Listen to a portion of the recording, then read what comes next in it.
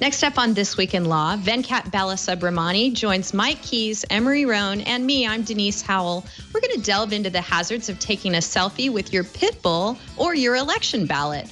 We'll discuss the first text-to-register voter registration chatbot, the Slant's upcoming gig at the Supreme Court, Yahoo's email surveillance, the FCC's upcoming vote on broadband privacy, and much, much more.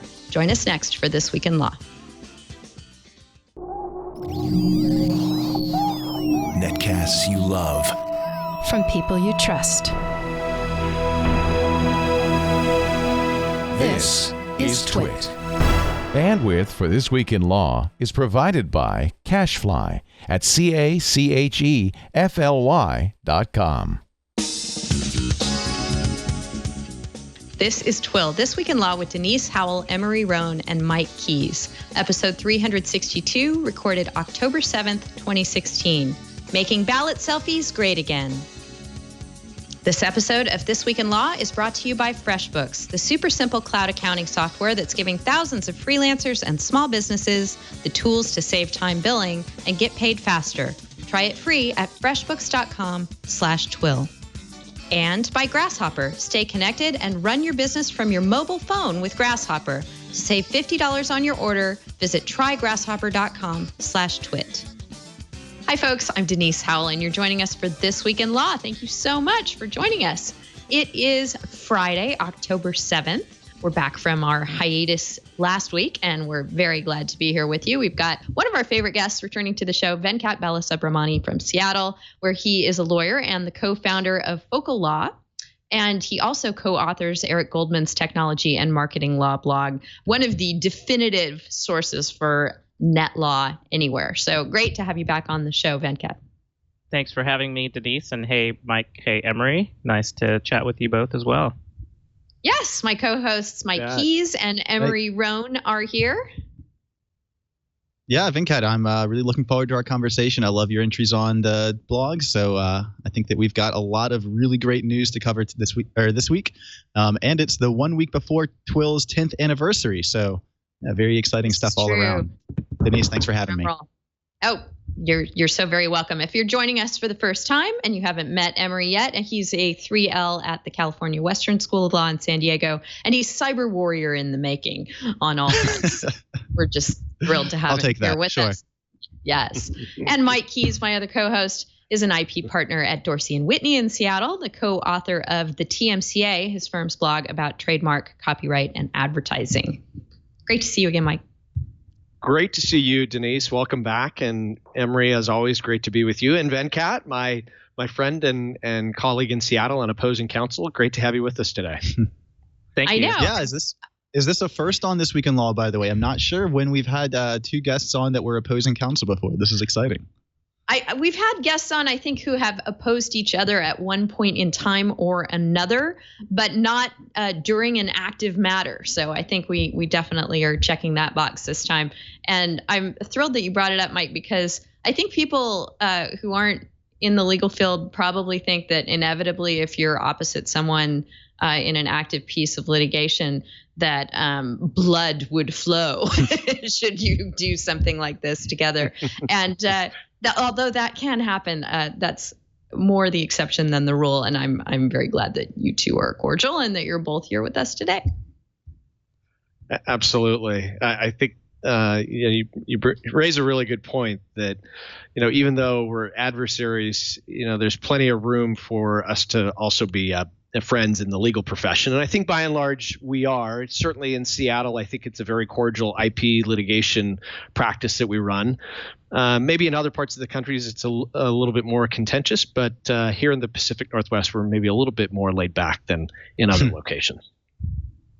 Living the dream. I love it. Yes, exactly. Although living the dream in the rain a lot of the times. It's true. Let's start out with a story that I'm actually not sure exactly when this all came to light. Emory, you'll have to enlighten me because I was out of town. But I know that it was either while we were gone or while I personally was gone last week or early this week. But it is the scrutiny that Yahoo is coming under for having cooperated with the U.S. government in monitoring users' real emails in real time. So that's obviously a privacy-related story. Let's start there.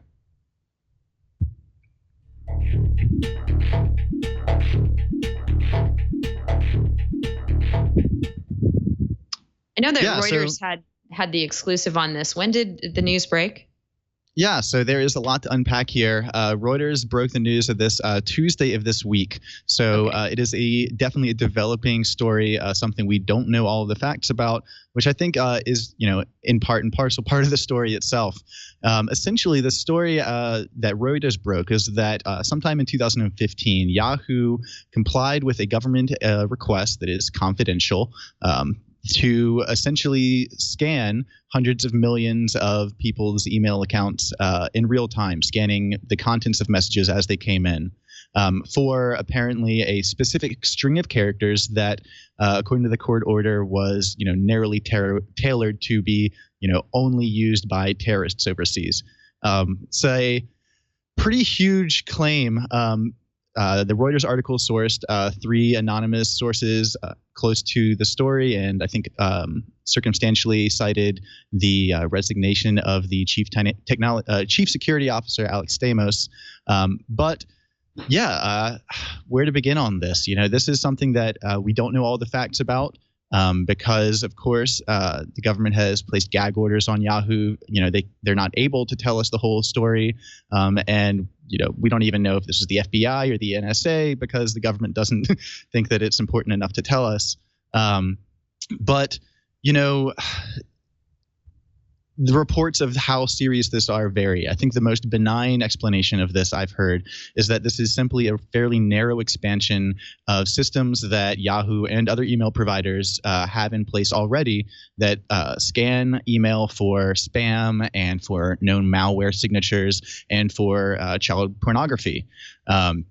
Apparently, under the most benign explanation, this was just an expansion of that, which is already pretty serious. I think when this news broke, I think Matthew Keys, maybe someone can correct me on that, but I think Matthew Keys tweeted out that, if you build these systems, they will come.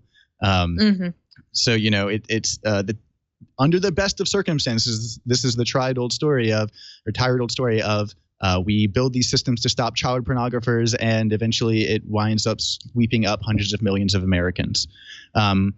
Of course, that is the most benign explanation. As the week has gone on, other articles have picked up the story. The Intercept apparently has separate sources that have come out and said that this is not simply an expansion of email scanning features. This is actually a rootkit that was installed on the Yahoo internal mail servers that would have given hackers, had they access to it, complete unfettered access to the servers. This is more in line with the original report by Reuters, in that they said that the security team, first of all, this was approved by Melissa Meyer herself, according to original reports, and was implemented without giving a proper security review of the system, without even going through the internal security team. Alex Stamos apparently resigned in 2015. He was the head of security at Yahoo. He's now currently the head of security at Facebook. And he resigned apparently because he was not brought into the loop about this system. And that when they discovered it, it was apparently so shoddily implemented that they had real concerns that this had affected the privacy and security of hundreds of millions of users. In light of 2 weeks ago, Yahoo's 500 million user data breach, I think that this is, causing a lot of people to, give a stern look at Yahoo, and they definitely deserve it. The takeaways from this, I think, are numerous. First and foremost, I think that this shows the problem with using gag orders against tech companies that, as much as they would maybe like to be transparent, they are not legally able to talk about these systems, about, what they're doing. At the same time, that points to, lack of oversight on these systems. If this is under the best of circumstances, this is a story of, law enforcement and government agencies pushing the envelope of these secret surveillance programs in novel ways, with the comfort that it's, very unlikely that there's going to be any public oversight of this. So a developing story, rather scary. I think that it's definitely has, some real actual costs already.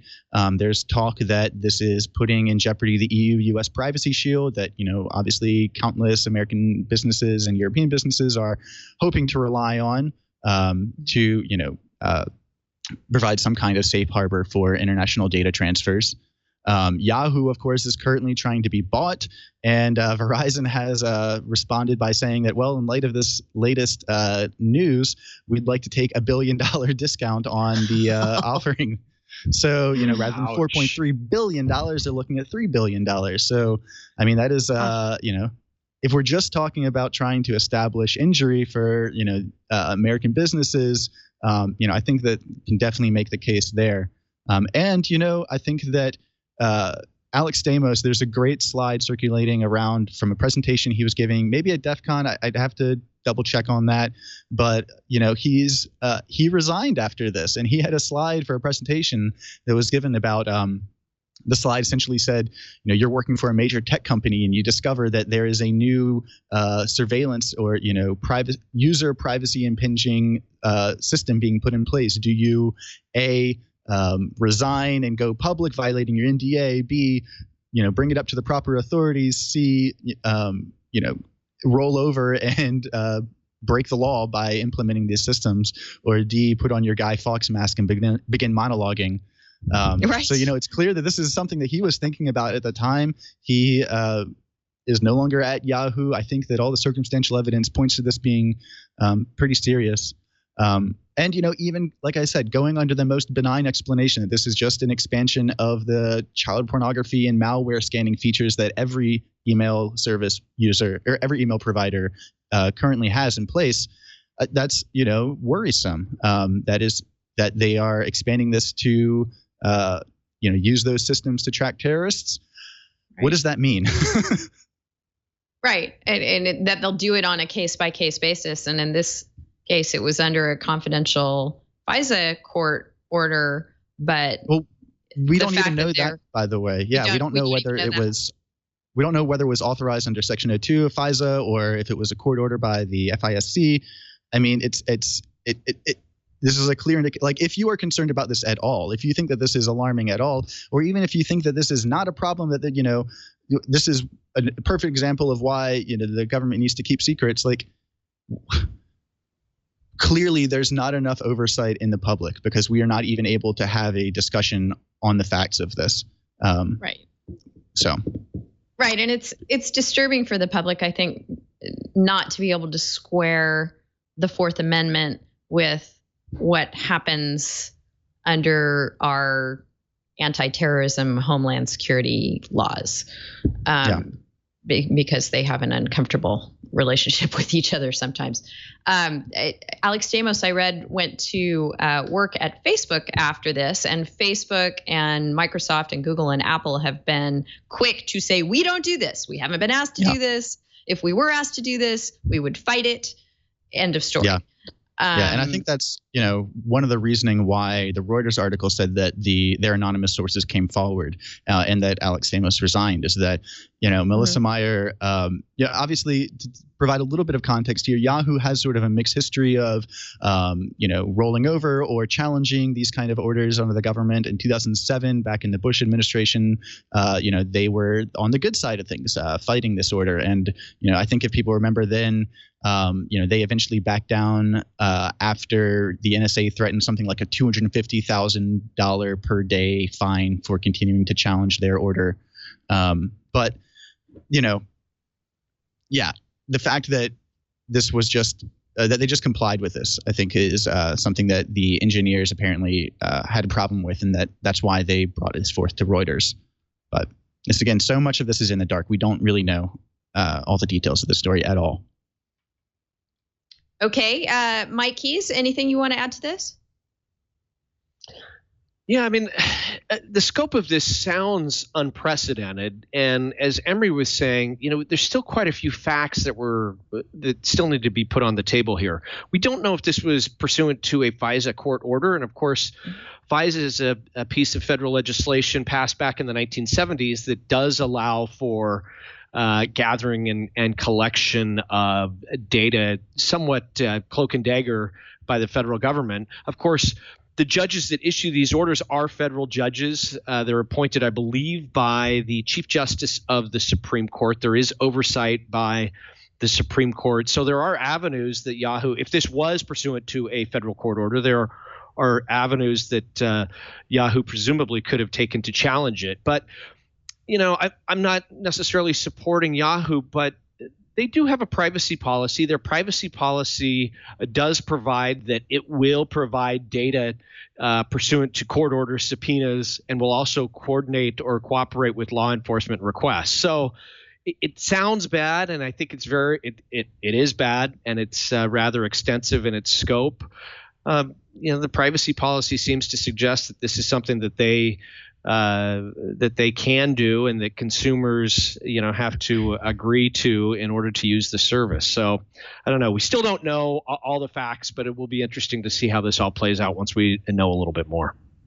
Yeah, and I think that you bring up a great point that we're probably going to talk about a little later with some of the topics we have today about, the whole other side of this is, I don't think that the privacy policy or that Yahoo is, violating their own terms and conditions with their users. I don't think that's the problem, but it does point to the problem that, users can assent to this kind of practice. And I don't think that, even under a common sense reading of, if people are actually reading the privacy policy and read and understand that they can provide data to government and to police, that this is necessarily what they had in mind, that it is that they're assenting to wide scale dragnet surveillance of everyone's contents of everyone's emails. But it does. So the other interesting point here is, remember when we discussed the whole FBI showdown with Apple, right, and where Director Comey testified before Congress about the process by which the FBI asked Apple to essentially, and I can't remember exactly all the ins and outs of it, but essentially they wanted Apple to cooperate with them in unlocking the phone, creating either some piece of software or something that would accomplish that task. I know the folks at Apple were saying, no, we can't do that, because once we do that, that workaround could fall into the wrong hands and it could compromise the security of the iPhone.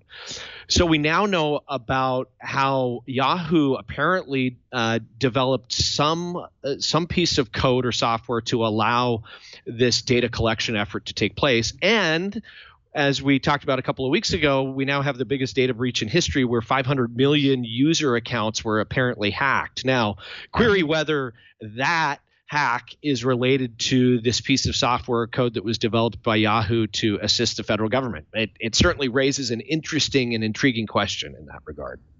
Absolutely. Yeah. And I think that is, part of the major controversy here is about the differing stories, is that we don't know whether or not this was an expansion of previous systems or if this was a entirely new piece of code developed, a rootkit designed to do this specific task. And in any case, I think it's worrying. If we talk about, the fact that, by the way, there is already spam filtering and malware filtering and child pornography filtering, those very same filters could be used to do this kind of practice, is kind of alarming. And it points to the idea that Apple was absolutely right, that, if you build these systems for X, they're going to be used for Y down the line. And, without, I think, public oversight, or without, real clear notice given to customers and users that this is happening, it certainly rubs me the wrong way. It's very wrong. Venkat, what's your take? I agree with Emory. I think it feels highly problematic, and I think a lot of these companies are in a tough position, but they've lost. I think, to me, they've lost any pretense of either independence or standing up for the rights of customers, and that could just be happenstance or the limitations of whatever law enforcement requests they do receive for example, they can't tell customers about them. But, you have situations where, as Mike pointed out, Yahoo will fight for the rights of end users and for the Fourth Amendment. And, Apple does that, Yahoo does that, Google does that. But ultimately, we're left in a position where I think the average consumer can almost assume that every single one of these companies is going well above and beyond what's stated in their privacy policy as far as data collection and cooperation with the government, and I think that's a sorry state of affairs. Unfortunately, I don't know if there's an alternative for other services. Maybe somebody comes into the vacuum and says, well, we're not like these other services. We're small. We're designed in a way to maximize privacy. I know there's ones out there. You keep hearing about them, but none of them really seem to get any widespread adoption. So I think that's kind of an intriguing dynamic to watch, as to what extent consumers turn away from the Yahoos and the Googles and the Twitters of the world and think, let's use some small system that is very, very privacy protective and designed that way. I'm also curious about the effect of stuff like this on the lawsuits that challenged government collection. One of the big aspects of those lawsuits were that standing was very difficult to prove, because you can't really show that collection occurred. And, without making that allegation, the courts, for the most part, said, you don't have standing to come into court. And I think, as with other disclosures on a larger scale, something like this, I wonder whether the plaintiffs that are trying to challenge government surveillance could go back and say, listen, we have proof that there is actual surveillance of emails of U.S. citizens or U.S. users or whatever, and whether that will change the dynamic of being able to hash out the issue in court in a more transparent way, rather than in a more obscure, behind the scenes way. So, yeah.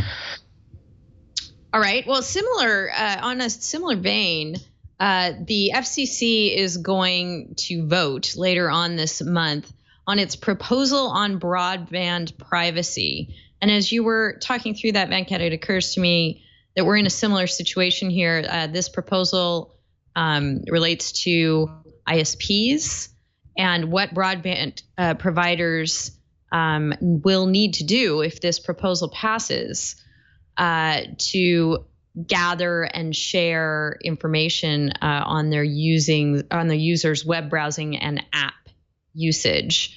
The proposal wants broadband providers to have to get customers opt-in consent for that kind of activity. And it also provides how they have to use de-identified information. They have to use certain procedures to do that, and they have to commit to not re-identifying the information or allowing others to do so. So it occurs to me that we're in a similar kind of situation here where, regardless of whether this specific proposal passes, and it's pretty controversial, folks like the Center for Democracy and Technology think that it's a good idea, and I'm sure others on that sort of side of the advocacy spectrum agree that this is good for consumers, and that, of course, consent for this kind of information gathering should be opt-in. We're once again back to the question that I hope we can delve into a bit deeper in the show as well on what constitutes meaningful consent in these kinds of contexts. And then there are others, and both Venkat and Mike write for blogs that cover not just the technology industry, but specifically as it intersects with the advertising industry, who think that the FCC's proposal here is too broad, and that it could, if passed, the ISPs will be in the position of not having consent that would allow them to make beneficial use of data for consumers, and could actually cause consumer harm. So Google, in fact, has weighed in and said, yeah, we think that this proposal is a bit too broad. There are calls by some parties to extend this opt-in consent requirement to all web browsing information, and Google doesn't think that should happen. I wonder why. Yeah. And it calls it a novel and tested approach that would unnecessarily increase regulatory burdens on the internet. So this seems to be something of a hot potato that the FCC will vote on later this month. And particularly with your blog's focus on the advertising side of things, Venkat, I'm interested in your take. Well, this is an interesting topic, and I wonder what form the disclosure will take. And I know sometimes when you visit websites in the EU for a while, they had a big splash disclaimer that said this website uses cookies, click here to agree and consent to use of your information. I'm curious as to whether the disclosures will end up taking that form, or will it be your cable guy or cable person when they're installing your cable modem sort of get you to initial one page that among 20 pages before you install, saying we get to use this. To me, it seems like overly broad and taking a bludgeon to an ant, I guess, is a type of problem. And I think consumers, I hate to say this, but I don't think consumers care because I think what would be more interesting to see how we could foster an ISP or a company that would actually be privacy protective, and maybe they would charge more, but they would safeguard your privacy more. And this proposal doesn't seem to accomplish that. It's just opt in, or then you don't get to use your ISP, or you get to switch to a different ISP. And to me, it seems like an imperfect, overly broad solution. But I'm most curious about what form the disclosure will take. And I think there's a small related issue to this, and there's a bunch of litigation going on around it too, and technical activity, which is the do not track, and whether companies would respect do not track settings either on browsers or elsewhere. And it seems like a discrete issue, and I'm kind of curious to hear others' thoughts on whether that's something that is a small subset of customers who are taking that route, or is that something that sort of more broadly relates to this this consent around user information that the FCC is trying to push. I think let me see if I can unpack that a bit more. Are you thinking, Venkat, just spooling that out to a real world example of a customer in an ISP, that if someone has signed, whether in their big stack of documents with the cable person doing the install, or clicked on something online indicating their opt-in consent to their ISP's use of their information, that if they were using a browser with do not track on, that they'd face some sort of adverse consequence from their ISP, or the ISP would come in and say, no, you can't do that. You agreed to let us gather this data. No, that's a good point, actually. I wasn't even thinking about that. I was just thinking more that consent is undoubtedly, to the extent this is implemented, I think ISPs would obtain consent and jump through the hassle. But there's probably a separate group of consumers entirely, and I don't know to what extent they intersect, who are the do not track crowd. But I think there's still ongoing uncertainty about whether people even have to respect do not track, and failure to respect do not track settings. Does that even amount to something you can sue over? I think courts are mixed and unclear on that. So as a customer, you don't have certainty, regardless of what consent you gave to your ISP, that somebody's even going to respect your do not track settings, and advertisers and publishers circumvent them, and I don't know that there's much consumers can do to stop that. So I think that brings up the exact point of why these kind of rules are necessary, because do not track, was one of those voluntary rulemaking sessions that didn't actually create any law around do not track, which is why when you look at any privacy policy ever on any web service ever, it says at some point, we have heard of do not track, but because there's no universal standard, we respectfully do not follow it. And so to your point, Venkat, about being an overly broad or a bludgeon to an ant. I think that, it's a little bit of context. These are the rules that Tom Wheeler proposed about 6 months ago as one of the last projects I did at Privacy Rights Clearinghouse, the consumer privacy advocacy nonprofit here in San Diego. I was reading through hundreds and hundreds and hundreds of pages of opposition arguments to these from advertising giants and tech giants. Their argument essentially comes down to, either A, there's not a problem in the advertising space with competitiveness or with, giving notice to consumers. B, this is exactly, the foundation of all of the internet, and that, we need to be able to serve these advertisements. And, part of the advertisement model will not work if this is opt-in consent and not opt-out. And see that this is only going to affect ISPs and not edge providers. And at that point, 6 months ago, I think Google actually was totally in support of these comments. It's a little surprising to see them come out and say that the FTC model is. Oh, and by the way, that the FTC model is the model that should be followed, and not the FCC model.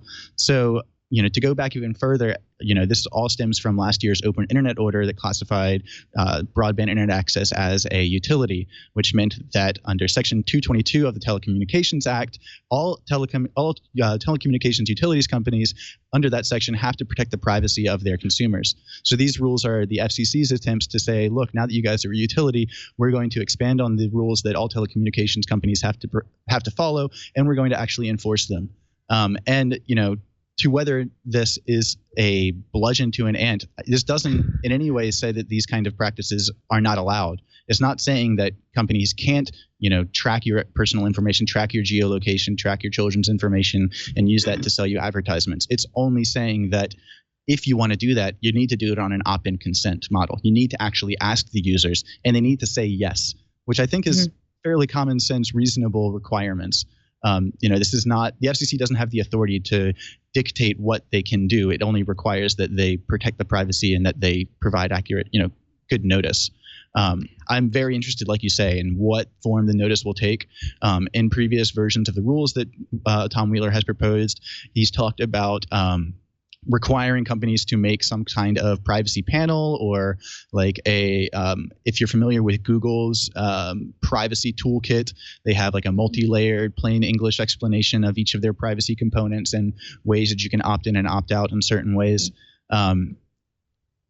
Whether or not these rules are overly prescriptive in that area, I'm not really sure, because on the one hand, I agree that you don't want to just have these huge, broad, prescriptive rules. But on the other hand, you look at what the voluntary rulemaking procedures have created thus far, and that's do not track, and that is totally ineffective.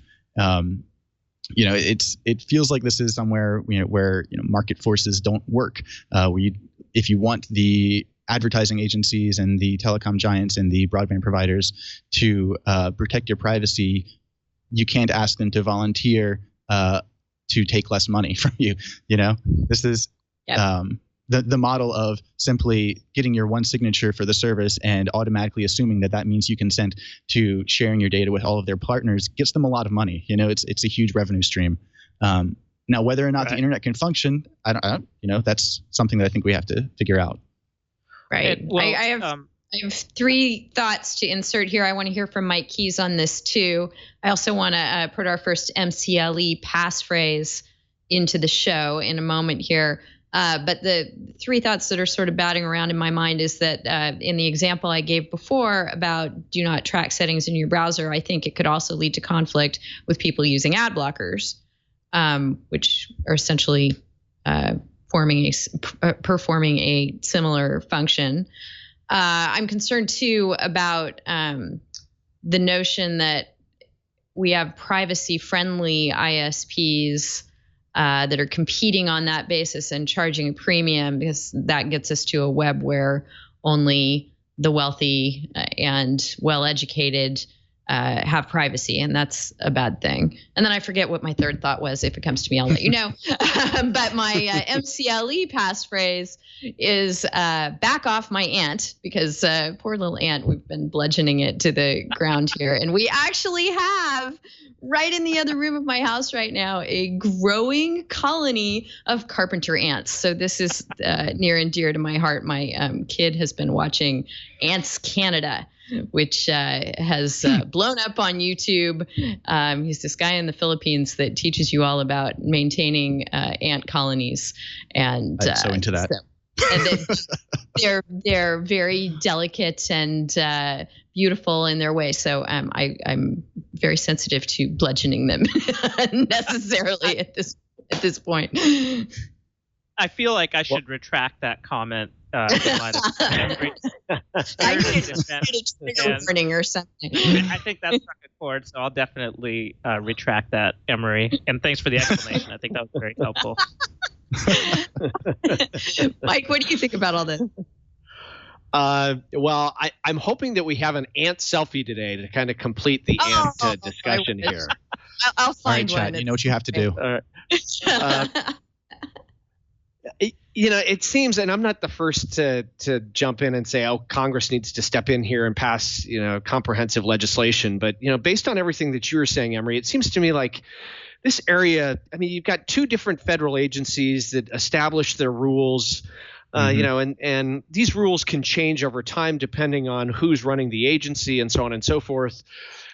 It seems like this is an area that just screams for Congress to step in and set uniform rules to the extent that's even possible that would apply across the board with respect to privacy interests of consumers.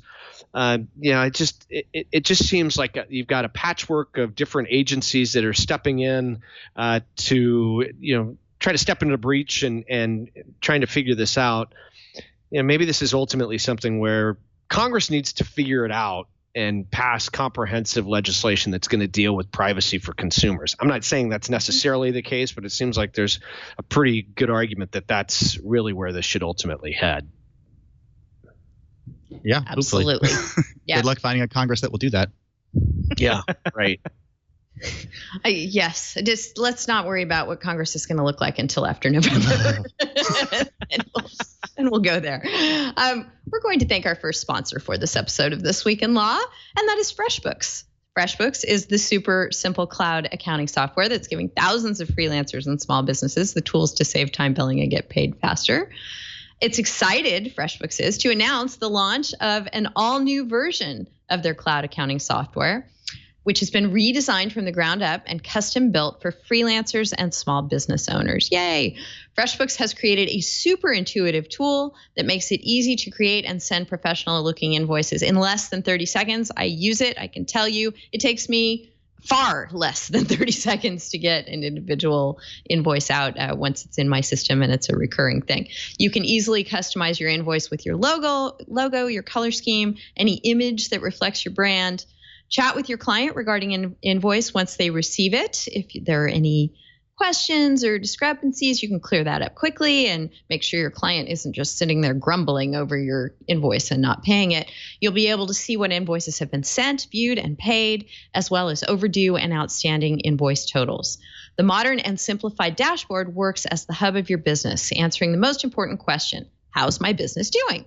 You'll have quick access to outstanding balances, spending, total profit, and accounting reports like sales tax summary and profit and loss. Tracking expenses is as easy as taking a photo of your receipt using the FreshBooks app. Track expenses by vendor and by category. Time tracking makes it easier to bill for time by client and by specific projects. Easily start your timer and track your time to the minute. When it comes time to create an invoice, you'll know what you did and when you did it. Get ready for the simplest way to be more productive and organized. Most importantly, get paid quickly. FreshBooks is offering a 30-day unrestricted free trial to our audience here at This Week in Law. To claim it, just go to freshbooks.com/TWiL and enter This Week in Law in the How Did You Hear About Us section. Start your 30-day free trial today. Thank you so much, FreshBooks, for your support of This Week in Law. I just want to chime in super quickly before we move on from privacy to Venkat's earlier point about companies that are, privacy focused from default, and whether we're going to see more from them. There is, of course, a great piece of news this week about Open Whisper Systems, the people behind Signal, which I've talked about many, probably too many times on the show. But they responded in a way that just shows exactly why companies that are privacy focused from the ground up, have a strength here in that they were able to make a point to advertise that their privacy policy and that their systems do not collect any information. So they were able to talk about how a FBI letter, how they were petitioned for information on some of their users, and they provided them exactly what they could, which was next to nothing. And I think that privacy advocates and technologists and people that were paying attention to privacy news this week, were like, look at this. This is exactly what you should be doing. So, yeah, hopefully we see more like that. More privacy-focused companies from the ground up. Wonderful. And since we're about to lighten things up considerably here, it looks like Mike has found us that very ant selfie. If you're able to show it to us, Victor, in the studio, we'd love to see it. Or you can save it till we do our animal selfie of the week, and you can add it to that segment there. I will leave it to you, Victor, where I'll save it. All right. Perfect. Ants to come, folks. And unicorn toots to come next in our copyright segment.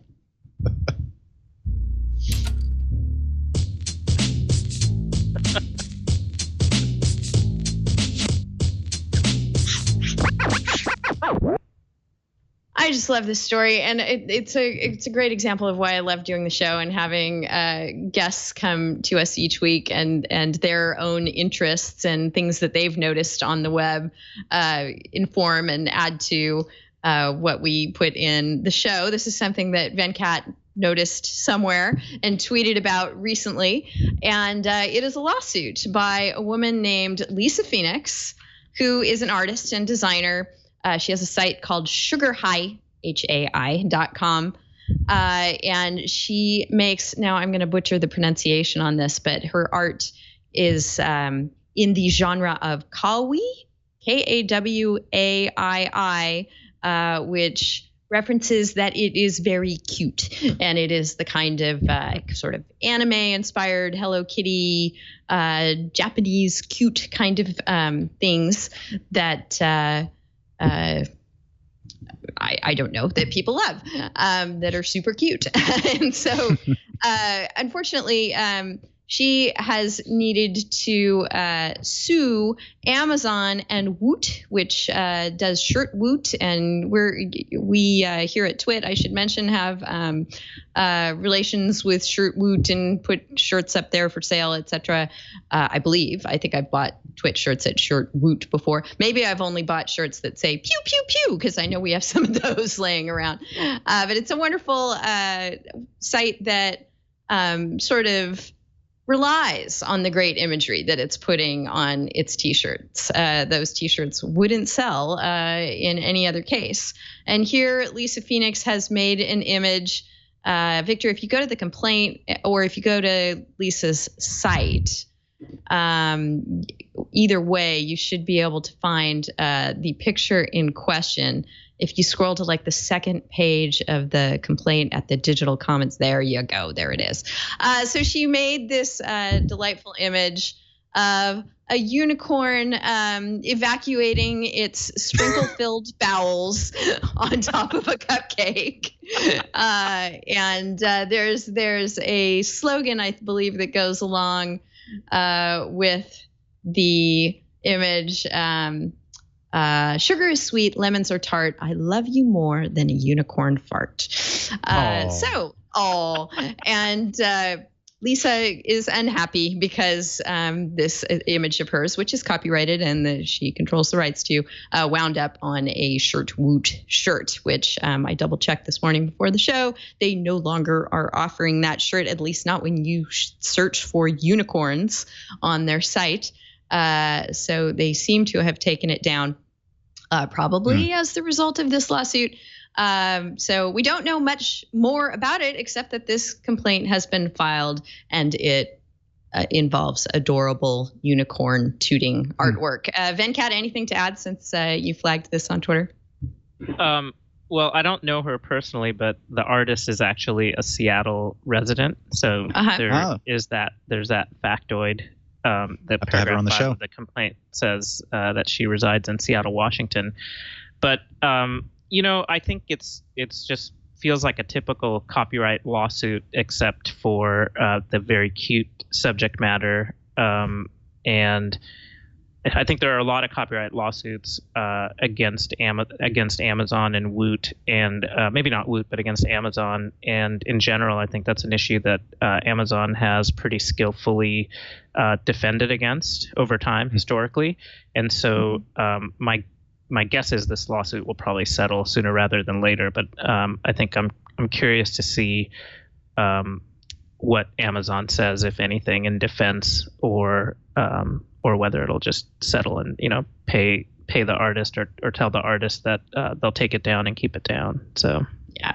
And Patrick Delahanty, thank you so much for reminding me that no, here at TWiL we use Teespring, not Woot, but certainly have ordered from Woot before. They have a lovely selection of items, and Lisa Phoenix has a lovely selection of artwork on her site. And I guarantee you we would, as you say, it's a pretty run-of-the-mill copyright lawsuit, Venkat, and we wouldn't be talking about it unless the art featured,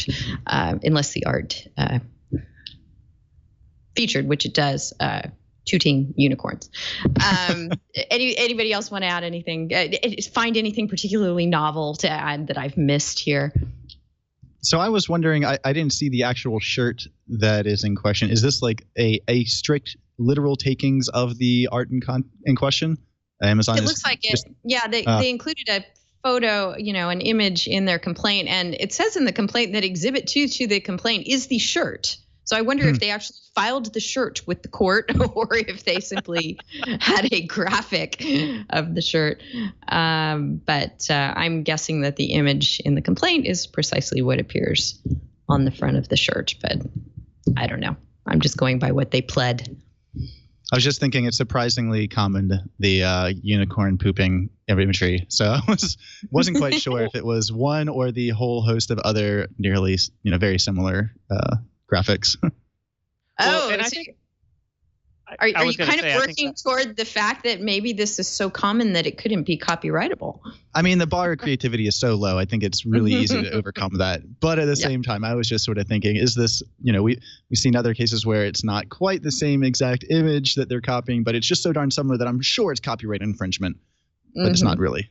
So fascinating. All right, well, let's move on. Keeping things fairly light, unless you're one of the litigants involved, or unless you are dying to see, as at least some of us are on the show, I'm sure, Axanar go into production and onto our screens. Let's move over to Hollywood and update the status of the Axanar lawsuit.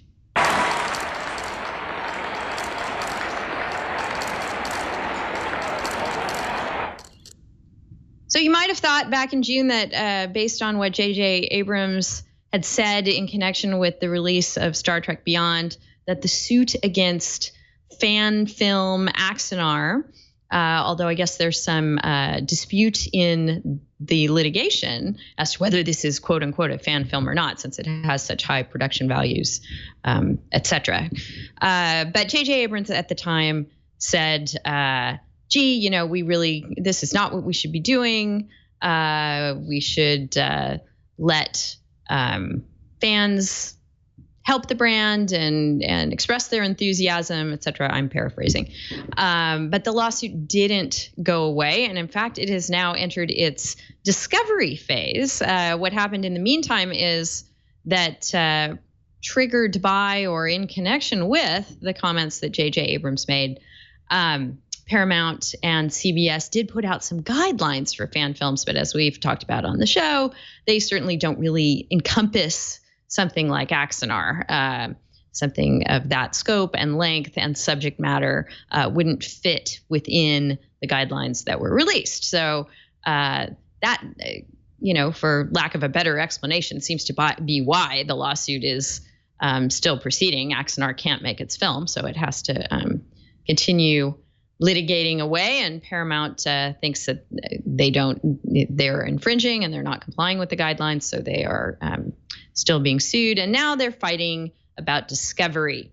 Some of the things that are at issue is that the Axanar folks want to get at all the communications between Paramount, CBS, and J.J. Abrams and Justin Lin about fan films and this lawsuit. Paramount is fighting that, saying it's not relevant, doesn't bear on anything that would have gone into the infringement. There are, like many discovery disputes, there's much back and forth about what's relevant to the claims in the case and what is bludgeoning an ant, perhaps with your discovery request by being overbroad, and what's not. Just wondered, I'm not even sure who put this in the rundown, so I'll kick it to whoever did to add whatever they'd like. Well, it was actually me, Venkat, who put it in there. And I just like the story because I think this lawsuit involved one of my favorite all-time briefs, the Klingon brief. The Klingon brief. Yes. filed by Mark Randazza. And I think so it caught my attention, and the lawsuit in general is pretty interesting. And I think after Mr. Abrams made his comments, I actually remember seeing something on Twitter to the effect that the lawsuit actually settled. And so I wouldn't be surprised to see the filmmakers get some sort of documents around the communications, or if after J.J. Abrams made these statements, the studio came back and said, this is different than what we're thinking, et cetera. I would think that type of communication would be relevant on some level.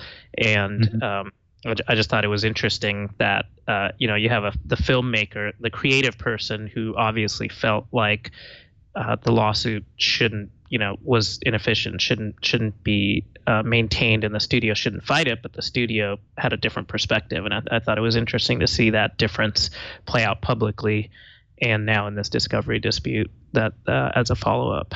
So couple of things from me. First, Venkat, if you haven't seen our episode with Mark Randazza that was right shortly after he filed the brief, you should pull that up because it was good fun.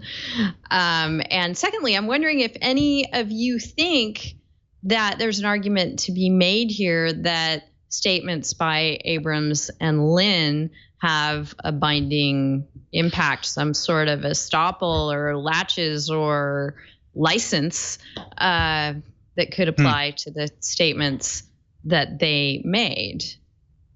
I'm definitely interested in hearing what the results of the discovery are. I think the contents of those conversations between Abrams and the studio, I agree with Axonar's attorneys that, that would go towards showing the market effect. And to your question of whether or not the statements that the lawsuit, I think, was, quote, ridiculous and would go away soon, did that give any kind of implied license to continue work? I think that's really interesting. And I definitely look forward to hearing the argument that they make on that front. I have said before numerous times that, I am torn because I'm in this situation where I really want these projects to be able to succeed and go forward. But at the same time, I don't think that they necessarily stand on the traditional 4-factor fair use analysis.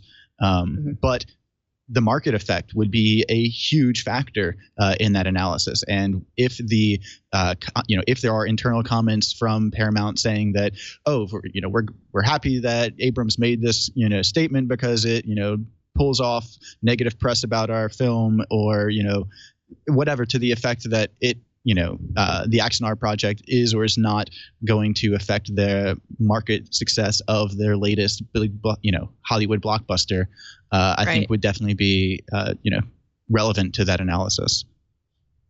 Right, and I'm glad you brought that up because it reminds me of the fact that it's all about the advances in and access to technology that we're even having this conversation. When I attended a Star Trek convention when I was 8 years old and we screened fan films there, the ones that they showed had little ships, tied to fishing line coming across the screen and looked ridiculous. And of course, we're greeted with rousing applause and enthusiasm and appreciated for what they were, but they were no competition to the actual copyright holders. And time unfolds and technology advances, and we're in a completely different situation as to what you can accomplish on your own and with crowdfunding and off Yeah, you go. unfortunately unfortunately maybe for Axanar, Star Trek in particular, the audience is more receptive to maybe lower budget, or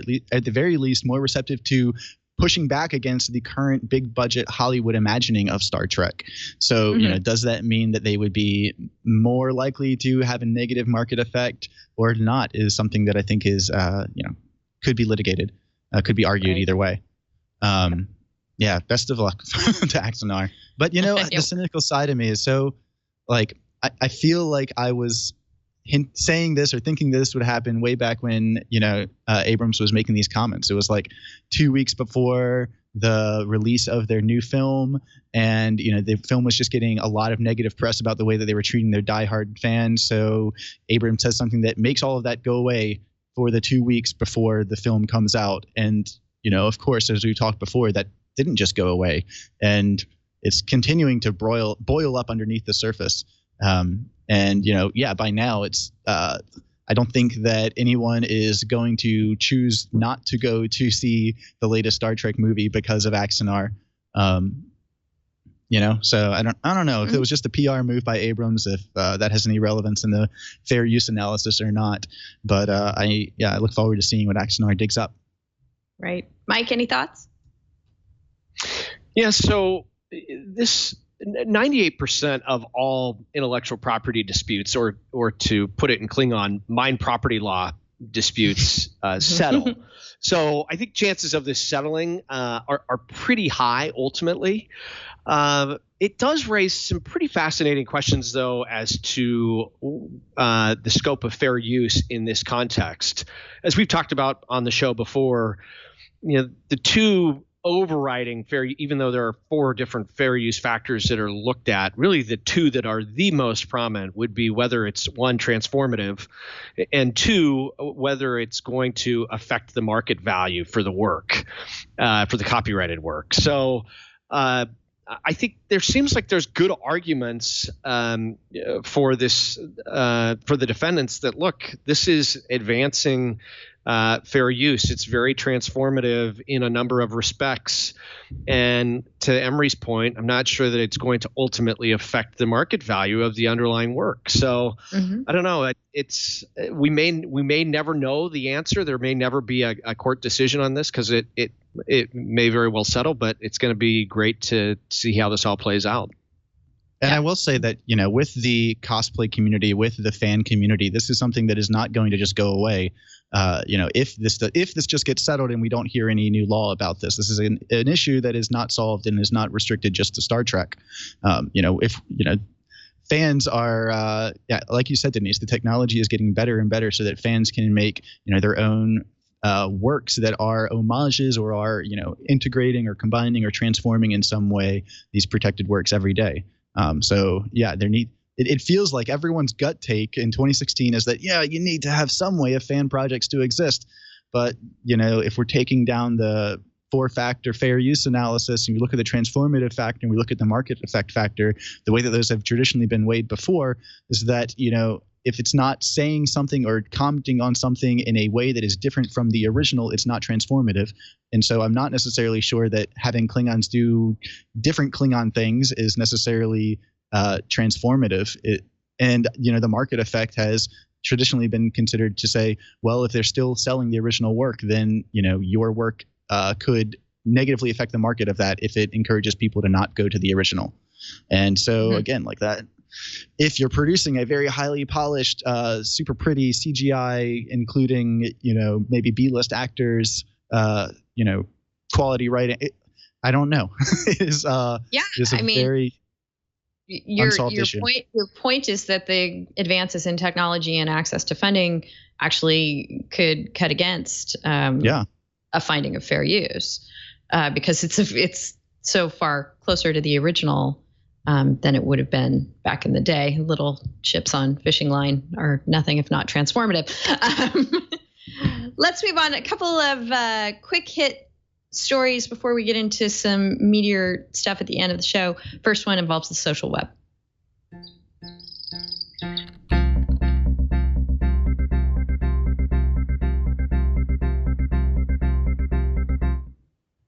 I love having Venkat or his co-author at their technology and marketing law blog, Professor Goldman, on the show because they are constantly writing such interesting posts on their blog, and we can just pepper the show with posts from their blog, and that's what we're doing right now. Interesting thing, if you're an attorney or even if you're not, is how you can successfully give notice. And this goes somewhat to the contract discussion we've been having all along in the show and hope to have in more in depth later as we wrap things up. This has to do with what means are valid service of process to assure a court that you have notice that a lawsuit is pending against you and that you have ample opportunity to respond and represent yourself in that lawsuit. If you jump through all the hoops in accomplishing service of process, even if you don't respond, a judgment can be taken against you. So it's something that courts are cautious about. They want to make sure that the notice being given is adequate. And we've had sort of a progression much like along the way from ships on fishing wire to Axonar, we've had a progression as technology has advanced and social media has come to the fore as to what courts will accept as valid service. And I remember it being controversial when people first got a court to approve service by email. And then there were some cases about service via Facebook, and now we have one authorizing service of process via Twitter. Can you tell us more about this, Venkat? Yes. This was a lawsuit brought against financiers of terrorist attacks, I think ISIS related, and St. Francis was the plaintiff in the lawsuit, and it sued several defendants, and one of the defendants was a Kuwaiti national, and the plaintiff couldn't serve the defendant via traditional means, using a service of process company in Kuwait, I presume, or using the Hague Convention. And so what it did was ask the court whether it could serve the defendant via a Twitter account. The defendant had been very active on Twitter and had allegedly even conducted some of the activities the plaintiff was complaining about. And it presented this proof to the court, and the court said, yes, that's fine. The court was not specific about how exactly that service should take place. And that's a weird thing to focus on. But I think as lawyers, that's the kind of stuff that catches our attention. It didn't say whether the plaintiff had to say anything special, send it via direct message, post it as a link, or post it publicly, etc.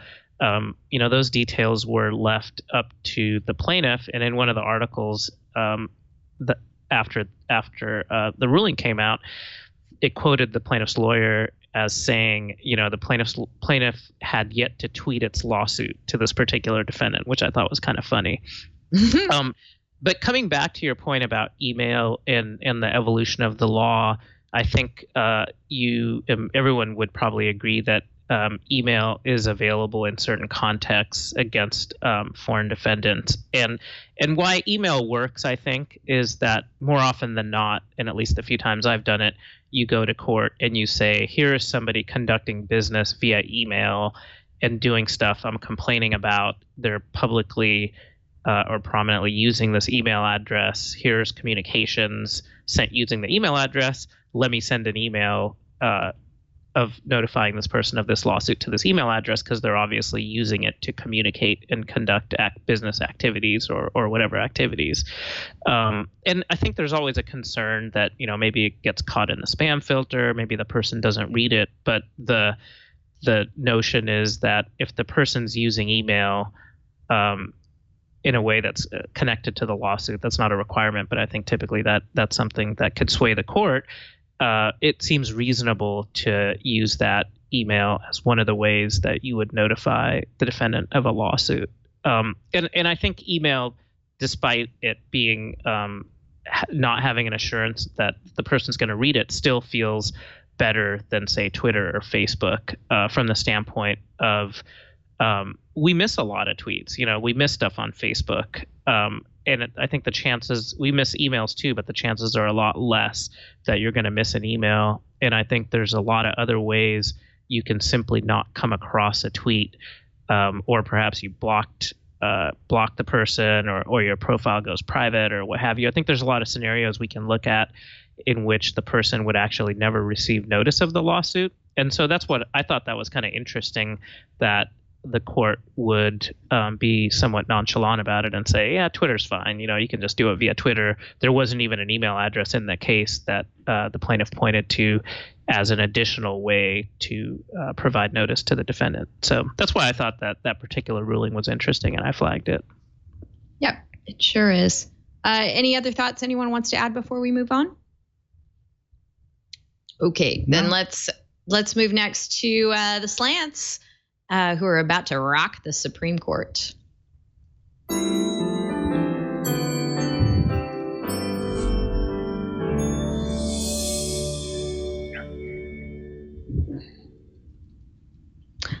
Simon Tam and his musical group, The Slants, who tout themselves on their website as Chinatown Dance Rock, and who we're at least working with Simon to pin down a date when he can come on the show and talk more about the case. We're excited about that. They were granted cert by the U.S. Supreme Court. It means their case will be heard in this next term, as very nicely written up and very punnily written up by Mike at the TMCA.com. Mike, anything else? I am shocked that Mike included puns in his article. I know. Shocked. Just shocked. I don't know how to do it any other way. Yeah. I'm so excited to see Simon and the group stroll into the court. Maybe they'll do a set or two, and then we'll get down to the argument. What do you think, Mike? That would be wonderful. We've, as we've talked about before, we hosted the Simon Tam and the Slants in our office in Seattle earlier this year, and really enjoyed it. We put on a CLE panel discussion featuring Simon, and then he and his band performed for an hour or so. So I think that would be a perfect complement to the oral argument, have Simon and his band rocking out, in DC there. So I don't think it's a huge shock that the court accepted this case. It was a pretty significant ruling by the Federal Circuit. The full Federal Circuit, of course, found that Section 2A of the Lanham Act was unconstitutional, and found it unconstitutional. It was facially invalid. And what that means is essentially the statute as written is invalid. It violated the Constitution. It wasn't just unconstitutional as applied to Simon Tam. It was unconstitutional across the board. So pretty sweeping, significant ruling by the Federal Circuit. Of course, we've got the other side of the story here is the NFL football team, the Washington Redskins. They too are dealing with the identical issue in a parallel proceeding that's currently before the Fourth Circuit Court of Appeals. And what the Washington Redskins counsel attempted to do was try to get the court to accept the Redskins case for review by the Supreme Court, bypassing the Fourth Circuit Court of Appeals, which in and of itself is a very that is something that happens very irregularly. You always have to go through the trial court and then the federal appellate court level, and then ultimately to the Supreme Court. So the court accepted the Simon Tam case to address the constitutional issue, and it did not accept review of the Washington Redskins case, which is currently set for oral argument before the Fourth Circuit, I think here soon in the next few weeks. The Washington Redskins have asked to put that oral argument off, essentially pending decision by the United States Supreme Court. So one other potential wrinkle here is we, of course, still only have 8 justices, and a case like this could end up in a 4-4 split potentially. And if that's the case, then when the U.S. Supreme Court splits, the lower court decision stands. So, there's some increased drama in that respect too. We've got a very divided court on a lot of issues, and this could certainly be one where we've got people on both sides of the fault line here. So it's going to be very interesting and great to see this play out. There is no, at least as of yesterday, I noted that there is no oral argument date set, but it's sometime set for this October term. So stay tuned. It's going to be really fascinating to see. We'll have to have Ron Coleman and Simon on the show. It would be great to get their take on how everything went.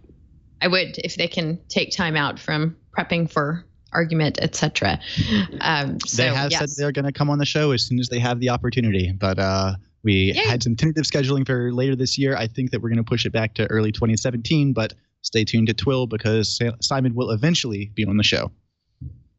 Excellent. I can't wait. We're going to talk for a moment about some things you need to know in this election year, legislative and policy sort of concerns. But before we do that, we're going to thank our second sponsor for this episode of This Week in Law, which is Grasshopper. Grasshopper, if you haven't heard of it, is a virtual phone system designed for entrepreneurs. Grasshopper works just like a traditional phone system, but requires no hardware purchase or software installation. With their iOS and Android app, callers can reach you wherever you are on your mobile phone. Grasshopper allows you to keep your existing number so you can maintain your brand. When you make a call, your client will see your Grasshopper caller ID instead of your personal phone number. Simply select a toll-free or local number, record a custom greeting, and add multiple extensions for your business. Toll-free numbers are great for marketing and make your business sound more professional. Set up department and employee extensions with custom call forwarding to any phone in the world. Get voicemails emailed to you as audio attachments. You can also send and receive SMS text messages from your business number. Join the over 250,000 Grasshopper customers today. Plans start at just $12 per month. You have a 30-day money-back guarantee as well. Turn your smartphone into a business line with Grasshopper. To save $50 on your order, go to trygrasshopper.com/twit. That's trygrasshopper.com/twit. Thank you so much, Grasshopper, for your support of This Week in Law. All right, let's sojourn over to the ballot booth.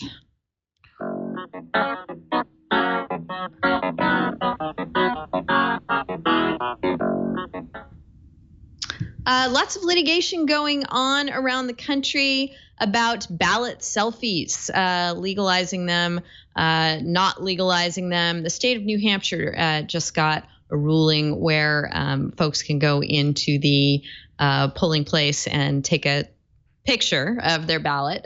This is not technically a selfie in that the ballot is incapable of taking a picture of itself, but there are many places in the country where that is not okay. There are others where it is.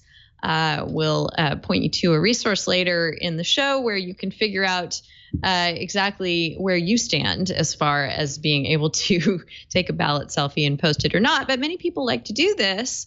It sort of goes along with those, hey, I voted stickers for people to be able to demonstrate that, yes, they were there and they place their vote. Here in California, we have very good vote by mail laws, and I haven't seen the inside of a polling place in many, many years. In fact, I sort of took my son into one, sort of like a museum visit that was at his school, because schools and libraries and things are frequently polling places. And since I've never been to one, he'd never been to one. And we went in, we toured it, and they gave him a sticker, and it was very, very nice. But for me, the physical polling place is no longer relevant in my life. That's not true of many, many other people in the country. And there's no reason why you couldn't take a picture of your vote by mail ballot as well, except if it's illegal in your state, which it is in California. So anybody have anything to add to the whole ballot selfie issue? There seems to be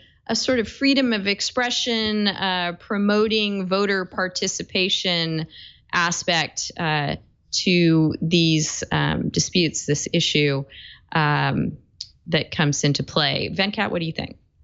I would agree. I think it's a great decision that recognizes the expressive value in pictures and the type of stuff people post online. I think it was interesting that Snapchat participated or submitted a brief as a friend of the court. I'm not a Snapchatter, but it was interesting to see that they chimed in, and the court actually cited from their brief favorably. So overall, it's a great decision. I like it, and I think it calls into question a lot of these other restrictions in other states that try to restrict posting selfies in the voting context. Mm-hmm. Right. I guess the counter argument is they're trying to prevent voter fraud. Somehow they think that photography in the polling place is not a good thing. It's a security issue. I'm not quite sure. I haven't read the briefing in the case. Yeah, that sounds ridiculous. Yeah. What an insane argument that having visual photographic evidence of my vote somehow encourages voter fraud. What? Yeah. Well, yeah. I don't know. I think this is the argument that ballot selfies in any way sort of erode the sanctity of voting. I think is like a very bad argument to be making, considering that our voting percentages are approaching 50% in the best of times, and we're somewhere closer to 30% during the last midterm election. So anything we can do to make voting a more entertaining, a more civic-minded, and more community activity, if that involves posting it to social media, I think is probably a good thing. Right. Yeah, I agree. I mean, I'm not that familiar with the dispute either, but I assume that they're worried about, or these states that have these laws are worried about selfies with the ballot, and then people get a look at what the ballot looks like, and they can gin up fake ballots and then stuff the ballot box somehow. I mean, I assume that's what it's got to be at. All right. Well, other thing is this seems so painfully unconstitutional. I mean, it's a content-based restriction. You're restricting the content of a photograph that somebody can take, and it's clearly content-based. It's got to be unconstitutional. I'm glad to see that the First Circuit is making ballot selfies great again. Absolutely. And to the point of voter fraud, there is so much possibility of voter fraud in democracies going back forever. If we're like, this is not the kind of thing that could prevent ballot stuffing or could prevent wide-scale voter fraud at all. The real threat to our voting system is the terribly insecure infrastructure that we have. We had an article about this a couple of weeks ago, but we have effectively 9,000 equally insecure county voting systems. Where it only takes one or two of those to be compromised to turn an election. I'm not at all worried about people posting their voting results on Snapchat. I think that's insane and just distracts from the real point. Right. And I think the two reasons given by the legislature were voter coercion and vote buying. I think were the two ways they tried to justify the law. And to me, it seemed pretty antiquated, and the court said, these are just hypothetical concerns that may have been around way back when, but there was just scant evidence of it. So the one interesting side note to this ruling is there's a footnote that actually talks about a selfie being defined, and this was from Snapchat's brief, being defined not strictly as a photo where the photographer is also a subject, but rather all smartphone pictures shared online, including those here. I thought that was kind of funny that a ruling from a federal appeals court would delve into the definition of selfie. So there you have it. A little broad. Talk about bludgeoning an ant. I think we could get in trouble over that, but it's dicta. All right, and Emory. Sorry, not to beat a dead ant, but I it's very dead at this point. Venkat, maybe you can explain for us what is the vote purchasing angle to this? How is a selfie with your ballot going to? I don't even understand the concept. I assume it's like a receipt. Exactly. I think that's right. I'm not looking at the distance. Because vote buying couldn't exist before you have a receipt of it. I think that's right. I mean, that sounds crazy to me, but I think that is the rationale. Is you would produce photographic proof for somebody who then, I guess, presumably paid you to vote a certain way. So I think vote buying, that was what it was tied to, a receipt aspect of it. That seemed far-fetched to me, but that's my recollection of. At the same time, it seems far-fetched to me that people want to publicize their votes on everything. I don't know. Have we really moved into that social media world because presumably if you're taking a picture of your ballot, you have filled it out and people will know how you voted. And that's one of the purposes of the polling place, is to keep that confidential. I don't know. I mean, based on my Facebook feed, I don't think that anyone that I know is interested in keeping that vote confidential. Not a single person. Well, but Emory probably wants to keep his vote secret. When he votes for Trump, he's not going to want to tell everybody he's done that. Well, and so to answering your question, that I think that it was related to vote buying. One of the proposed amendments to the bill it was not adopted, this amendment, but it suggested limiting the law to posting digital images or sharing online only if the distribution or sharing is for the purpose of receiving pecuniary benefit. So I don't know if it's necessarily vote buying or promotion, paid promotion or something like that, but certainly just getting paid to post your ballot selfie was one purported concern of the legislature that the court said there's no evidence of this anywhere. So right. I wonder how the campaigns in the states where it's legal will treat this, if they will encourage people to post their cast ballots, to show that they're favoring their candidate or whatnot. I've never seen something like that in a past election. I wonder if we'll see anything like it this year. So keep your eyes peeled and let me know. Let's see. Oh, I wanted before we leave the polling place, I wanted to mention something that Emory tweeted about from fightforthefuture.org. The first instance I've seen of a text to register voting chatbot. So I think how this works is you text your intent to register to the bot, and it registers you, and it sends you back confirmation, and voila, you are a registered voter. Is that it in a nutshell, Emory? Yeah, that's it in a nutshell. And, I got to give a lot of credit that it is very easy to register to vote. There are very easy systems in place already, websites. I'm sure you've seen the YouTube ads where it takes 1 minute and 30 seconds to register for vote, and go do it now. Yes, you should do that. But at the same time, it's these kind of initiatives that really make me optimistic about the future. This is a chatbot sort of along the similar lines as Joshua Browder's Do Not Pay bot we talked about a few months ago. But yeah, it is a chatbot where anyone with a regular cell phone that has SMS capabilities can text message to register to vote. In plain English, conversationally. Any jurisdictional limitations? I don't think so. I think that it works. I'm going to maybe insert my foot into my mouth, but it works in all 50 states. Yes. All right. We're going with it until proven otherwise. I've got it. Hello Votes technology works in compliance with voter registration regulation in all 50 states. There we go. Wonderful. It's their fault if they're lying.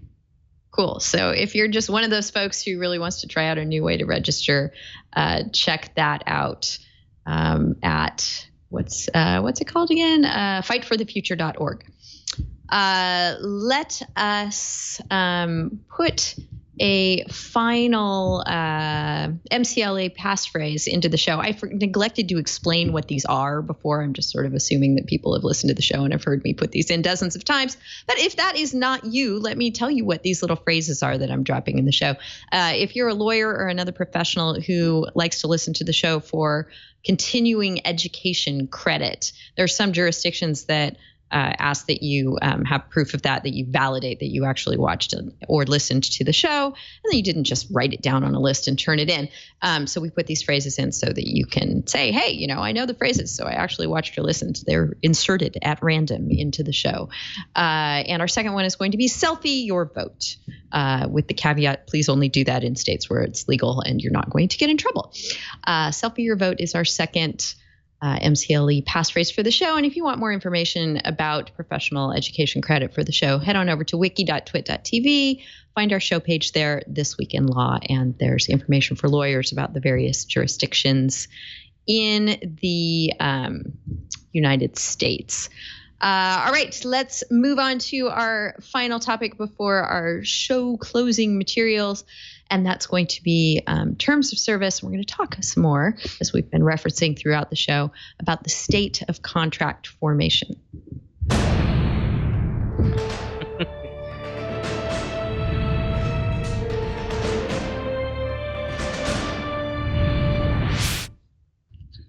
If you told me when I was a law student taking contracts in my first year that when I was 51 years old, I'd be really, really interested in contract formation, I probably would have shot you. It's just not something that I could have ever conceived of. But again, when you throw technology into the mix, things get really, really interesting. And this is something that Venkat and Professor Goldman follow scrupulously on their technology and marketing law blog, namely the topic of how we form valid and enforceable contracts in a digital world. You wrote up a case recently that I think is great evidence of how this is all unfolding, Venkat. It's called Meyer versus Kalanick, if I'm pronouncing that right. And there, a judge declined to enforce Uber's terms of service, in part because the terms of service, the contract was presented and accepted on a smartphone, and the court did not buy into the fact that the tiny, tiny print that appeared on the smartphone was something that could actually be valid notice of what was being agreed to. Can you tell us more about the case? Yes, this was an antitrust case. It was actually brought against the founder or the CEO of Uber. And I don't remember if Uber was joined or was a party initially. But Uber, one of the defendants, moved to arbitrate the dispute on the basis that, and it was brought by a driver, I believe, on the basis that the driver had agreed to an arbitration clause in Uber's terms of service that comes up when you first download Uber's app. And so the question was whether the person in registering the account initially had agreed to the terms of service and the arbitration clause in the terms of service. And for the most part, these agreements are, in the analysis, as you alluded to initially, is fairly straightforward. Most 9 out of 10 times, a company that lets you create an account will display the terms of service to you, and then at the very end, sometimes make you scroll through the terms of service, and then at the very end, they'll just have a little box that says, by checking on this box, I agree that I've read and agree to the terms of service. And 9 out of 10 times, that means that you have formed an enforceable contract, whether or not you actually do scroll through the terms of service and read them, and courts don't usually care about whether or not you read them, how long they are, etc. So one thing courts have not dealt with much is terms of service in apps and as agreed to on somebody's phone. And while that was not necessarily determinative here, that was something the court cited to in deciding to not enforce the terms of service and specifically the arbitration clause that was contained in the terms of service. And the thing the court pointed to, and I should point out, this is a district court ruling by a judge that I think is kind of viewed as somebody who marches to the tune of his own drum. Is that so? It could very well be reversed on appeal, this ruling, and this is a district court ruling. The court looked to the fact that the arbitration clause was essentially buried, and the terms of service themselves were just kind of in small print, and the process did not call out to the person registering the fact that they were signing up to waive their right to proceed in court with respect to a huge chunk of claims or a huge category of claims. So I think the big question this raises is what this means for other similarly deployed contracts, or whether this was just a one-off ruling by a judge who maybe wanted to make a point to Uber and say, you know, this doesn't feel right that Uber is trying to use its arbitration clause to quash an antitrust lawsuit that somebody's bringing. So pretty interesting ruling, and I don't know why. I really like these cases. I think they're fun, and then there's just a ton of different variations of whether terms of use in the online context are enforceable. So I enjoy following them. I enjoy them too for the other reason. I think I enjoy them, and it's a great way of sort of seeing the legal hoops that you have to jump through in order to perpetuate this legal fiction that people are reading terms and conditions at all. The idea that no matter how well buried an arbitration clause is, there could ever be a way for users to actually assent to these kind of contracts, I think is, I hope something that eventually comes out, is discussed in court. I know in your article, I think I would push back against the idea that there are any real terms that use an expression of assent that is unequivocal. Whether you're talking a click wrap or any kind of click wrap agreement. It's been South Parkified. We all know that no one is reading these, and no one can read these. If we took the time to actually read all of these agreements, I know that people have quantified out how long this would take, and you'd be spending like years, literally nonstop years, reading all of the agreements that we agree to. I think that what makes these kind of cases interesting is that it brings us closer and closer to recognizing that the reality today is that we are entering into far more contracts than we can possibly agree to, at least in the same sense of like what it meant to assent to a contract before. Especially as devices get smarter, we're talking about services and technologies and devices that we're going to be entering into probably hundreds of contracts a day. There's just no, I don't know the right way of handling this. I don't know the right way of presenting users with sufficient notice where they are actually given notice of what these contracts are saying. But yeah, it's an unsolved issue. Yeah, I'm of two minds on the issue. And first, I have to thank Venkat for putting the different strokes theme now and for the rest of the day in my head with the judge who doesn't move to the beat of his own drum. But aside from that, I see both sides. I see that we have to have a means by which commerce moves forward. We have to have ways of forming valid and enforceable contracts.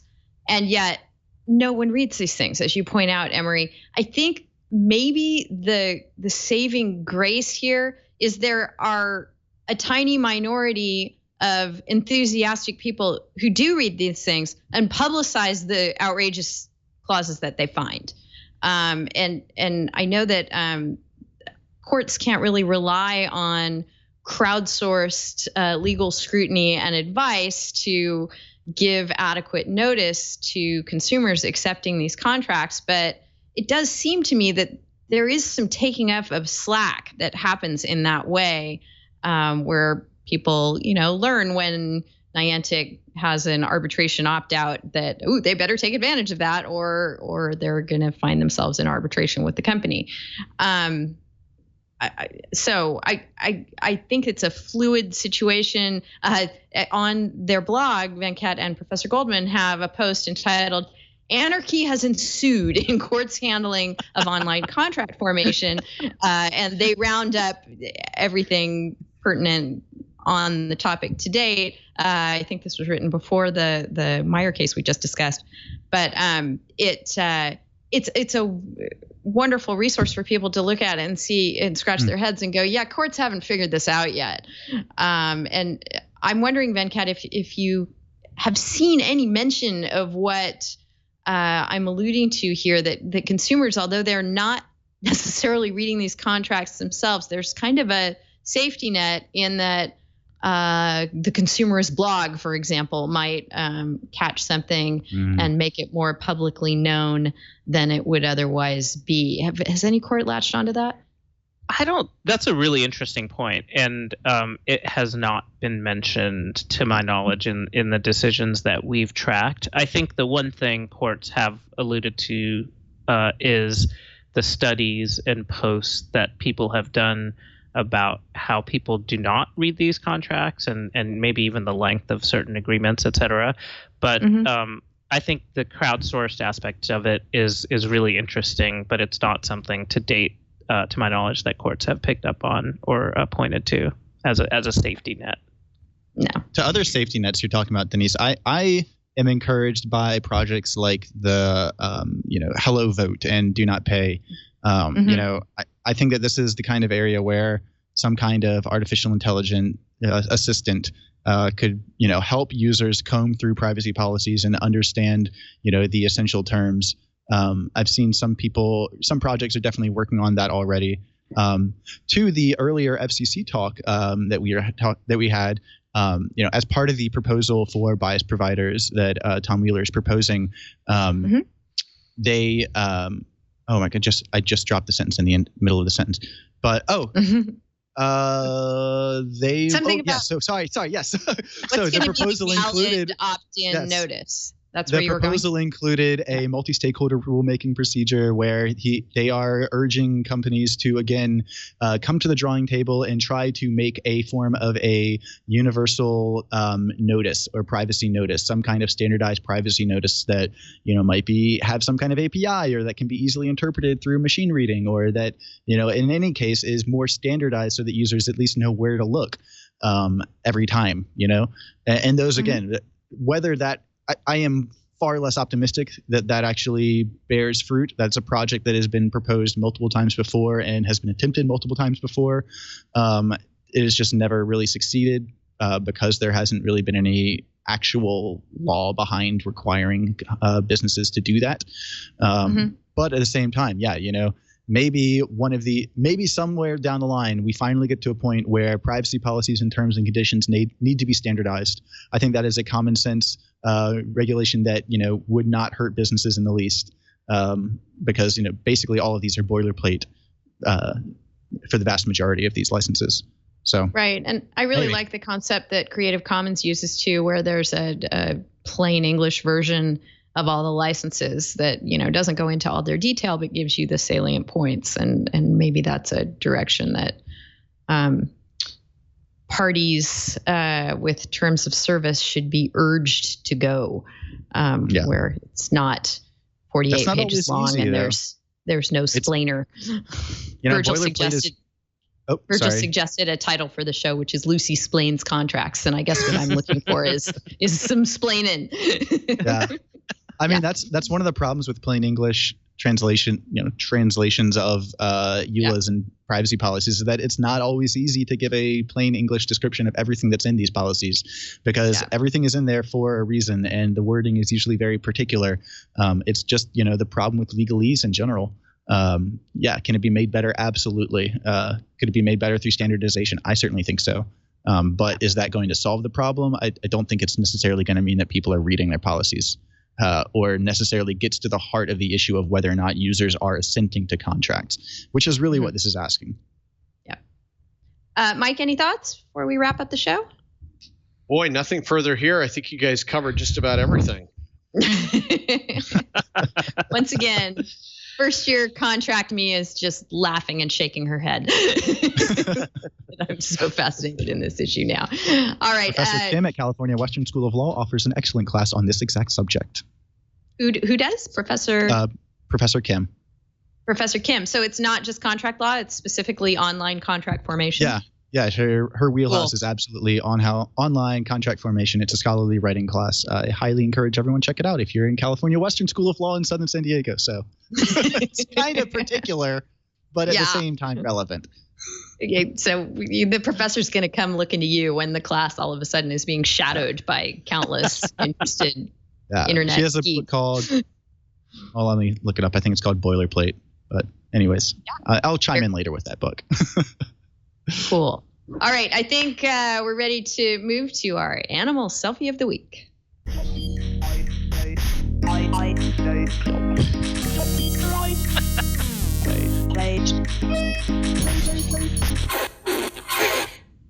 All right, Victor, show us an ant. We're going with this as a selfie, along with the footnote in the New Hampshire ballot selfie decision, which would be any picture taken with, well, we don't know if this was taken with a smartphone, but I'm fairly certain that it was posted online because Mike found it. There we go. A nice head of some kind of ant that I'm not sure what it's called, but if you are interested in ants at all, I'm going to give one more plug to Ants Canada and their YouTube channel, which has more information about ants in the wild and ants in your home as welcome guests in your home than you would ever have thought existed. And it's actually entertaining. The guy there, Mikey Bustoff is his name, and he's a wonderful online personality, I got to say. We have one more animal selfie of the week before the ant, and this is a pit bull, and this serves as not just an animal selfie of the week, but a tip of the week, because here is a gentleman. Oh, I'm blanking on his name now. Here, I'm going to pull up the article so I can tell you who he is. But he lives in. Tillery? It's Dan Tillery. Yes, thank you. He lives in Waterford Township, Michigan.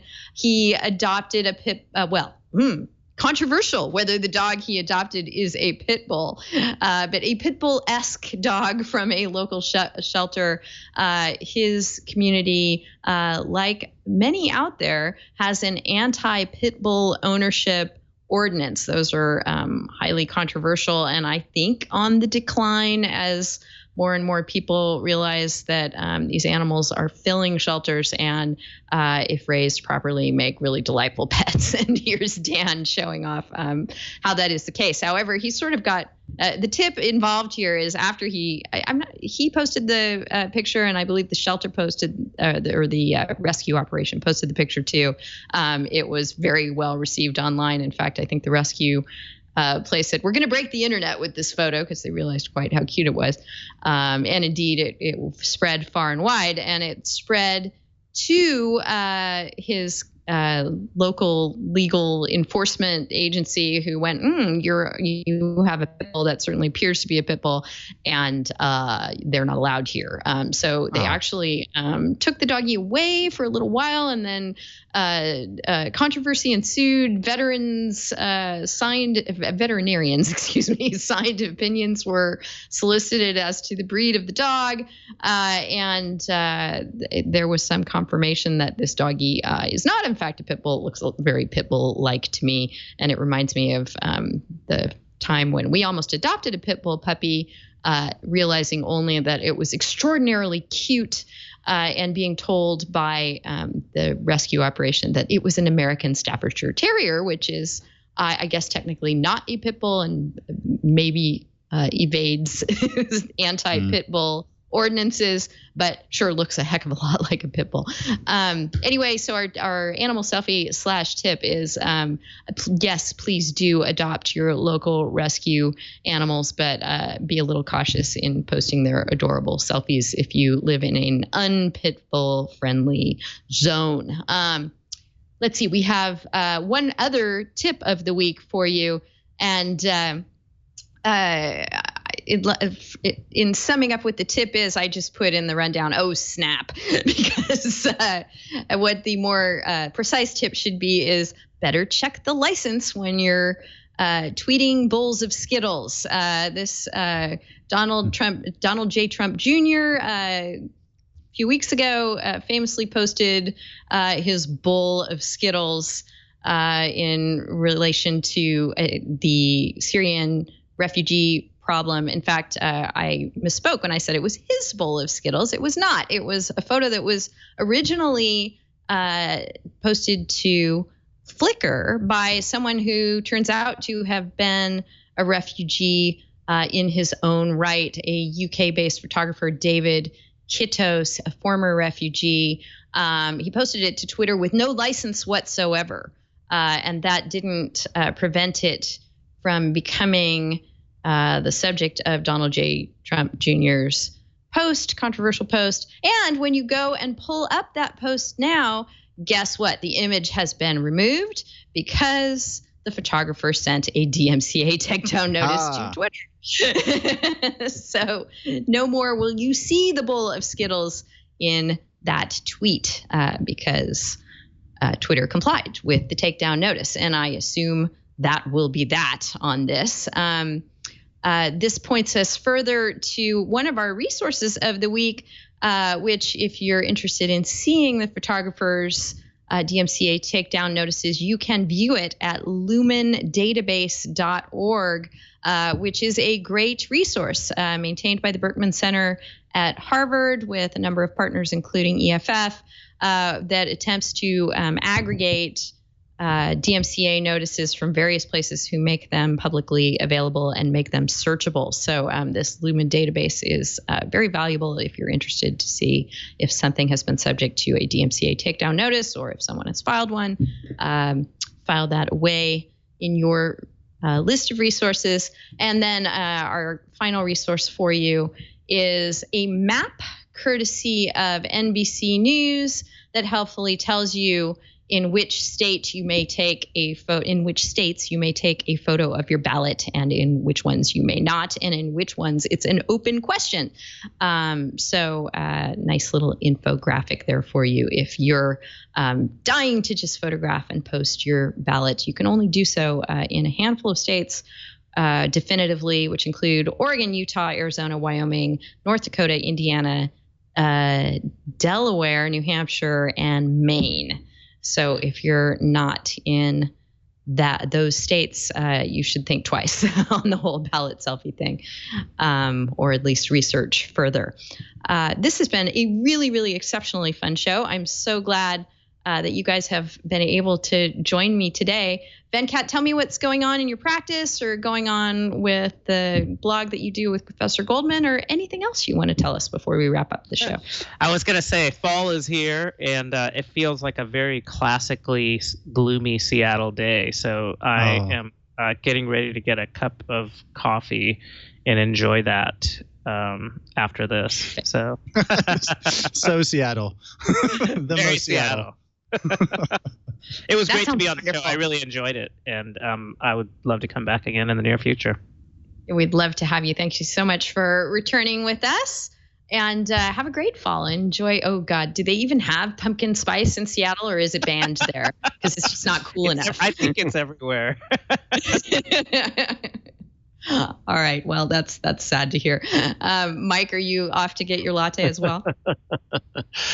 I've already had a couple today, so I better cool it. That's going to be it for me. I did want to mention one thing. We are hosting on October 17th a great Intel roundtable at Dorsey in Seattle. Venkat, hopefully you and your colleagues will be able to join us. It's called Emerging Issues in the Digital Marketplace, and we're going to talk about all sorts of interesting trademark-related issues when it comes to online e-commerce issues. So it's from 12 to 2 on October 17th. So come and enjoy lunch, and we'll talk about some really interesting issues. Awesome. Will that be streamed by any chance? It won't be, unfortunately. Well, we'll have to get the cliff notes from you then. Yeah, sure. Absolutely. Fill us in after the fact. We'll make sure and circle back with you on that. Emory, anything going on with you that you want to let us know about before we wrap up today? No, nothing really. Just continuing through the last year of law school. We've got some exciting opportunities presenting themselves. Panel presentations later this month. If you're going to be in San Diego, Cyberfest is coming again October 27th. It's an annual cybersecurity conference. I'm going to be on a panel talking about something that we still have to work out. But yeah, just happy to be here. Excited about next week. It's going to be TWiL's 10th anniversary. Yay. You know, can't tell everyone how excited and proud and lucky I feel to be part of this project. And I'm looking forward to having Evan Brown back on the show next week. So keep it tuned here. Yeah. I'm really looking forward to having Evan back too. We're looking forward to celebrating being here and been there, still here, I guess is the phrase, and really happy to have had the opportunity to do that. So happy that folks like Venkat consent to be in our company each week, and that Emory and Mike are on board with me each and every week. It's just such a treat to do the show. It really, really is a delight. And we hope that you will help us do the show by getting in touch with us between the shows. You can get us on Twitter. That's a great way to get in touch. As we know, you could even potentially serve us with process there. I don't know. But if you're not planning to file any lawsuits, just, send us a tweet. We'd love to hear who you think we should invite on the show, what you think we should talk about, further thoughts you have about the things we've discussed and brought up. Great way to get in touch with us is there. We maintain a couple of lists of our discussion points for the show if you want to delve deeper into the things that we've looked at to be inspired for our discussions here. We keep a Flipboard list at flipboard.com at dhowell. Is where all my magazines are there. And then tagpacker.com/user/thisweekinlaw is where we break down all the links for each particular show. You should email us between the shows. I'm Denise at twit.tv. Mike is Mike at twit.tv. Emory is Emory at twit.tv. Please do use those to tell us anything more lengthy or confidential than something you want to put on social media. If you'd rather find us on Facebook and Google+, we are in those places too. And we do record this show every Friday at 11 o'clock Pacific time in the AM 1800 UTC. And go for about 2 hours. So block out some time if you're going to join us for the show. Or if you'd like to break it up more, listen to it more on your own time and your own schedule, please just head over to our show page at twit.tv/TWiL. Our whole archive is there for you. You can go back and be delighted at Klingon briefs and many other things that we've discussed throughout the years. All residing there for you, as well as various ways you can enjoy the show, whether it's on your phone or your computer or your TV, via iTunes, whatever floats your boat. Roku is a great way to go to. However, and whenever you join us, we're just thrilled that you do. And we will be back with you next week on This Week in Law. Take care.